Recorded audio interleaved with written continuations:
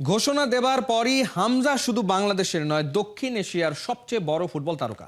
Leicester সিটির তারকার লাল সবুজ জার্সিতে খেলার খবরটি ফলাও করেছে বিশ্ব গণমাধ্যম। পজিটিভ নেগেটিভ আছে দুই ধরনের শোরগোল। 18 কোটি মানুষের চাওয়া ফেরাতে পারেনি হামজা। ফুটবলের মাঠের জনপ্রিয়তা ফেরাতে চান, করতে চান গোল। মেহেদী নাইম জানাচ্ছেন বিস্তারিত।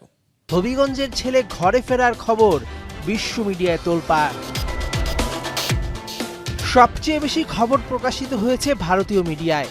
দেশটির গণমাধ্যম এই সময় ভারতের বিপক্ষেই হামজার অভিষেক শিরোনামে নিউজ করেছে।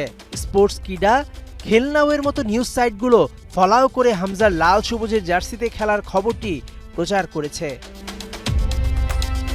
নেপাল, পাকিস্তানের বিভিন্ন গণমাধ্যম দক্ষিণ এশিয়ার সবচেয়ে বড় ফুটবল তারকাকে নিয়ে সংবাদ করেছে। বাদ যায়নি ইউরোপের শীর্ষ গণমাধ্যমগুলো। Foxes Chowdhury switches to allegiance Bangladesh এই শিরোনামে সংবাদ প্রকাশ করেছে বিবিসি।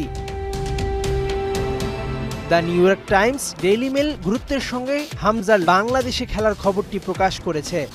ইংল্যান্ড অনূর্ধ্ব-21 জাতীয় দলে খেলা হামজা 185 নম্বরে থাকা বাংলাদেশে আসার খবরে ডেইলি মেল তো অবাকই হয়েছে। বাংলার মানুষের ভালোবাসা, বছরের পর বছর হামজার পোস্টে লাল সবুজের জার্সিতে খেলার অনুরোধ হামজা ফেলতে পারেননি। তাই তো ওই ডাকে সাড়া দিয়ে খেলতে রাজি হয়েছেন। রাকিব, মোরসালিনদের সাথে যখন একই ড্রেসে গলায় গলা মিলিয়ে নামবে লেস্টার সিটি সুপারস্টার, গাইবে আমার সোনার বাংলা, আমি তোমায় ভালোবাসি, তখন আনন্দে আপনার শরীরে শিহরণ বয়ে যাবে না তো? মেহেদী নাইম, 71।